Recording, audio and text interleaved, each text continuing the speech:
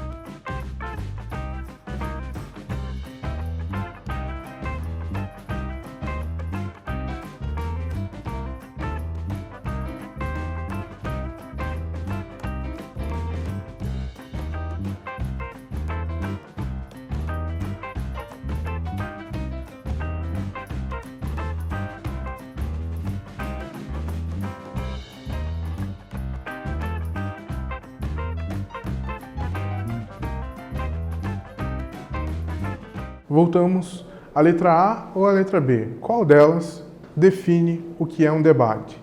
Se você marcou a letra A, que o debate é um modelo de contestação baseado em argumentação de duas ou de mais ideias conflitantes, defendidas ou criticadas com base em argumentos pelos debatedores, pelas pessoas que estão discutindo, é a resposta correta. Você está de parabéns. Agora, vamos começar a organizar um debate sobre bullying. Pense sobre essas questões. Bullying sempre é algo polêmico, então é um tema válido. As suas medidas de contenção, de minimizar essa situação. Então, vamos fazer um debate, planejar um debate sobre isso. E para isso, precisamos de conhecimento, de informações para poder argumentar, poder justificar, persuadir as pessoas a pensarem como nós. Então, temos algumas questões aqui para refletir. O que é o bullying? O que não é o bullying? Então, é necessário que os debatedores tenham ciência do que pode ser considerado e o que não pode ser considerado bullying, para apresentar isso no debate. É o tema do debate, né? O bullying é um fenômeno recente ou é antigo? Acontece há muito tempo ou há pouco tempo? O que leva o autor do bullying a praticá-lo? Quais são as motivações do bullying? Por que ele existe? Como identificar o alvo do bullying? Como podemos saber quem é a vítima, se ela não se manifesta muitas vezes? Quais são as consequências para o aluno que é alvo de bullying? Também é válido saber, isso será necessário na apresentação do debate, justificar, mostrar as consequências de alguém que foi vítima de bullying, que é uma prática aí ruim. Ainda outras questões que devem ser estudadas para fundamentar esse debate. O que é pior, o bullying com agressão física ou o bullying com agressão moral, agressão psicológica? Qual delas é pior? Ou as duas têm aí o mesmo nível? O espectador também participa do bullying? E aí, quem assiste também é participante dessa situação? Existe diferença entre bullying praticado por meninos e meninas? Há diferença ou não? Também é válido esse estudo, é válido essa percepção para uma apresentação de uma argumentação. O que faz em sala de aula quando se identifica, o que se fazer em sala de aula quando se identifica um caso de bullying? Também já temos aqui o indicativo de medidas que devem ser tomadas quando o bullying ocorre em uma sala de aula. Ainda, como lidar com o bullying contra alunos com deficiência, que também ocorre, né? Também acontece. Os profissionais da escola também são alvo de bullying ou não? O que fazer para evitar o bullying, para que ele não aconteça? Como agir com os alunos envolvidos em caso de bullying? Quais medidas devem se tomar com os alunos que praticam e que são vítimas? O que fazer em casos extremos de bullying? E aí, é necessária uma punição ou não? Quais medidas devem ser tomadas quando é algo muito extremo? O que é o bullying virtual e o cyberbullying? Nós temos aí a necessidade de saber a diferença de cada um para embasar também o debate. Como lidar com o cyberbullying também? Quais são as medidas? São as mesmas com o bullying que acontece na sala de aula, que acontece no pátio da escola? Ou são diferentes as medidas que devem ser tomadas? Pois também é uma situação, só mudou o local. Planejamento, o caminho do debate. Contexto de produção. O que vamos debater? Vamos planejar um debate regrado sobre o tema. Quem pratica o bullying deve ser punido? Quais ações devemos tomar contra o bullying? Para quem? Quem é o público desse debate? Esse debate deverá ser a comunidade escolar, voltado para a comunidade escolar, mais especificamente os adolescentes de sua escola, os alunos, né, que convivem mais com essa prática ou percebem mais essa prática no dia a dia. Onde acontecer? Uma ótima ferramenta que podemos utilizar é o Google Meet, né? Cada um na sua casa, não precisa nem se deslocar, então marca uma reunião, combina um horário de início e de término com os envolvidos e todos participam deste debate. Como? A organização do debate deverá ser feita pela turma, mas a preparação das informações e argumentos deverá ser feita pelos grupos. Que grupos? Vamos dividir esses grupos aí na sequência. Mas antes vamos aos detalhes do planejamento. Qual será o tempo de duração? O grupo define. Onde acontecerá? Já combinamos. O Google Meet é uma ótima ferramenta para isso. Qual o papel do mediador? Quem será o mediador e quais serão suas funções? Quantos debatedores existirão nesse debate? Qual o papel dos debatedores? Quais são suas funções? Qual o papel da plateia? A plateia irá fazer perguntas ou irá apenas assistir e anotar algumas conclusões? Ainda, o tempo de cada debatedor para falar, para interagir. Haverá perguntas da plateia? Em que momento? No início, no meio, no fim? Como deverá ser o comportamento dos debatedores da plateia? Um comportamento respeitoso, né?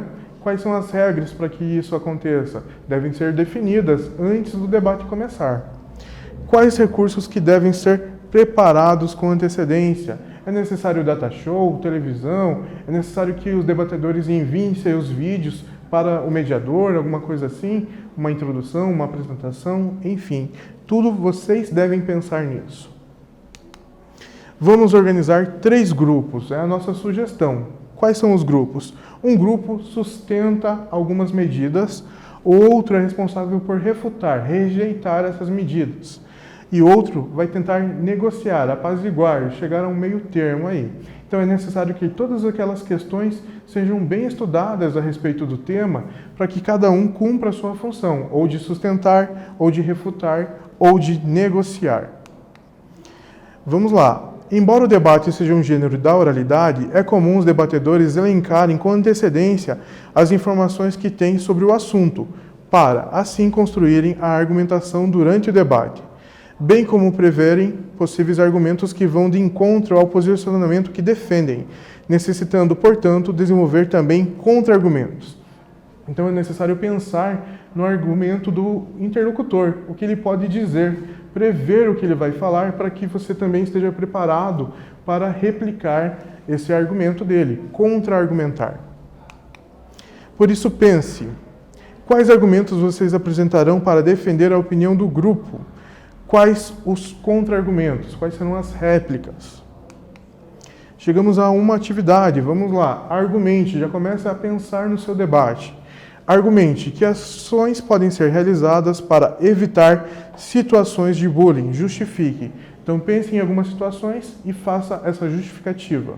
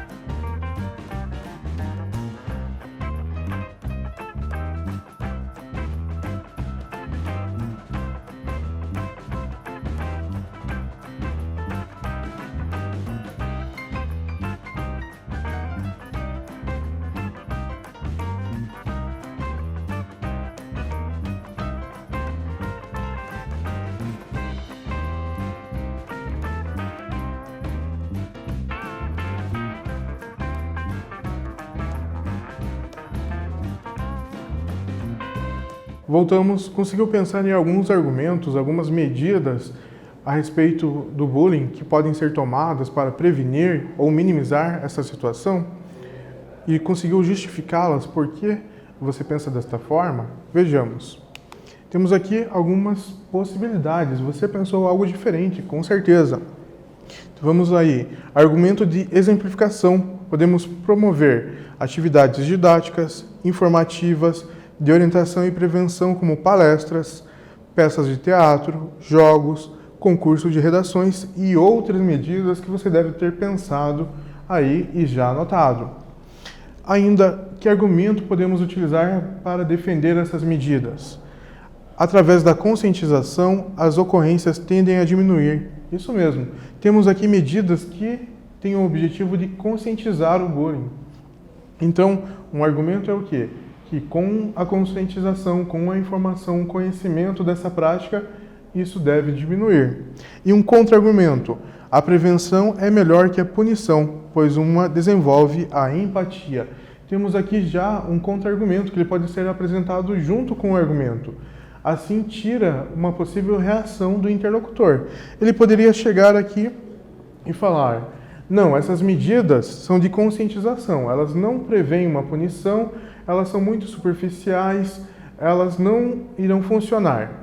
Mas antes que ele diga isso, você pode contra-argumentar no seu próprio argumento, dizendo que a prevenção é melhor, porque assim você desenvolve um sentimento de empatia, as pessoas irão pensar no outro, como o outro se sente, e o bullying não irá acontecer. Então você, de certa forma, tira as palavras, a reação do interlocutor. Vamos a outra atividade. Identifique os argumentos utilizados. Temos aqui um argumento de autoridade, 2, exemplificação, 3, princípio. E as alternativas. Letra A. As vítimas de bullying podem acionar a justiça, pois atos de bullying ferem princípios constitucionais. Letra B. Uma pesquisa realizada em 2010 revelou que o problema do bullying é comum no 5º e 6º ano. Letra C. Os atos de bullying são ilícitos, não respeitam a dignidade humana e causam danos. Pode responder.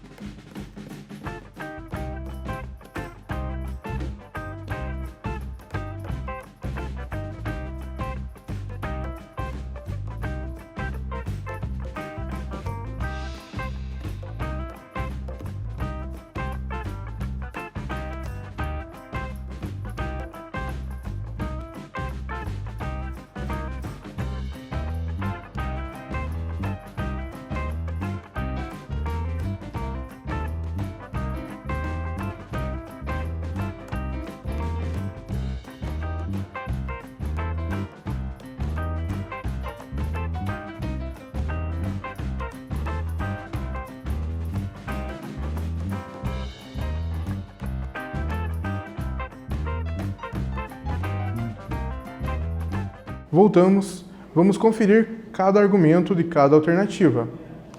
Na letra A, nós temos um argumento de exemplificação, portanto, aqui é um exemplo que temos. Ele fala sobre as vítimas, ele traz o exemplo das vítimas.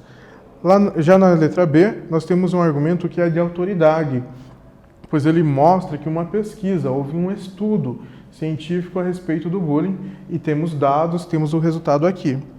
E na letra C nós temos um argumento de princípio, que é o que as pessoas acreditam, é um consenso aí das pessoas, o que as pessoas concluíram a respeito do bullying, na letra C. Então, fizemos a nossa correção de cada tipo de argumento em cada alternativa.